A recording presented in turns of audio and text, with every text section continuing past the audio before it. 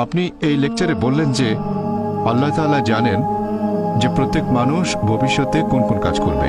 আমরা আমাদের ভবিষ্যতে কি করব, এই পৃথিবী কেন সৃষ্টি হয়েছে, আমি কোথায় পৌঁছাবো, আমি পরের মুহূর্তেও কি করব, সেটা আগে থেকেই ঠিক, তাই না?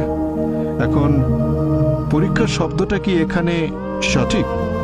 কারণ আমরা যখন পরীক্ষা দেওয়ার কথা বলি যুক্তির সাথে, তাহলে পরীক্ষা এমন একটা জিনিস যার ফলাফল আগে জানা যায় না। এখন আমরা যখনই পরীক্ষার শব্দটা বলি সেখানে ফলাফল অজানা, তাহলে এটা কি সঠিক? কারণ যদি এটা জানা থাকে, আল্লাহ জানেন এর ফলাফলটা কি হবে, আমাদের প্রত্যেকের কি হবে, আর আমরা কে কোথায় যাব, তাহলে আমরা এখানে এসেছি কেন? স্যার আরেকটু বুঝতে পেরেছি। একবার একটা প্রশ্ন প্লিজ। না, এই প্রশ্নটাই শেষ করতে চাই। প্রশ্নটা কমপ্লিট করবেন? হ্যাঁ। আর ছোট একটা লেকচার দিয়ে আপনি একজন বিজ্ঞানী, আপনি কেন এটা গবেষণা করবেন, কিন্তু আপনি জানেন ফলাফলটা কি, তাহলে এখানে এই গবেষণা করার প্রয়োজন কি? ভাই আপনি প্রশ্ন করলেন, ইনশাআল্লাহ অমুসলিম ভাই বোনদের প্রশ্ন করার সুযোগ দেন। আমরা অমুসলিমদের প্রশ্নের উত্তর দিতে চাই। ভলান্টিয়ারদের বলবো অমুসলিমদের সামনে নিয়ে আসেন। কোনো অমুসলিম থাকলে আপনারা লাইন ভেঙে সামনে আসেন, আমাকে প্রশ্ন করতে পারেন, আমরাও সেটা চাই। ভাই মুর্তজা প্রশ্ন করলেন, যখন কোনো একটা পরীক্ষা নেওয়া হয় ফলাফল আগে থেকে জানা থাকে না, ফলাফল জানা থাকলে পরীক্ষা হলো কোথায়? একটা সায়েন্টিফিক টেস্টের রেজাল্ট আগে জানা থাকে না, রেজাল্ট আগে জানলে পরীক্ষাটা হলো কোথায়? সুন্দর প্রশ্ন। কেউ আল্লাহকে পরীক্ষা করবে না, আল্লাহ সব ফলাফল জানেন, তবে আল্লাহ এই পরীক্ষাটা দিচ্ছেন না, পরীক্ষা দিতে হবে আমাদের। আমি আগে ফলাফল জানি না, আমি আমার ফলাফলগুলো জানি না, আমি জানি না বেহেশতে যেতে পারবো কিনা। যদি জানতাম বেহেশতে যাব, তাহলে আজকে কষ্ট করে মাদ্রাসায় আসতাম না। এই পৃথিবীর বিভিন্ন দেশে যায়, আমার অনেক পরিশ্রম হয়, আমি তো জানি না আমার জন্য বেহেশত নিশ্চিত কিনা। যদি জানতাম নিশ্চিত বেহেশতে যাব, তাহলে খালি খালি কেন ডাক্তারি ছেড়ে দিয়ে দাওয়া দেবো?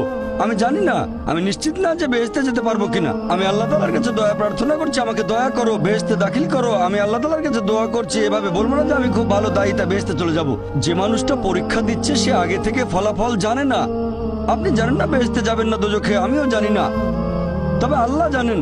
আমি আমার লেকচারে একটা উদাহরণ দিয়েছিলাম। একজন টিচার যখন পরীক্ষা নিচ্ছেন, অনেক সময় টিচার ফলাফলটা অনুমান করতে পারেন। টিচার জানেন এই ছাত্র পরীক্ষায় ফার্স্ট হবে, তারপরে এই ফেল করতে পারে।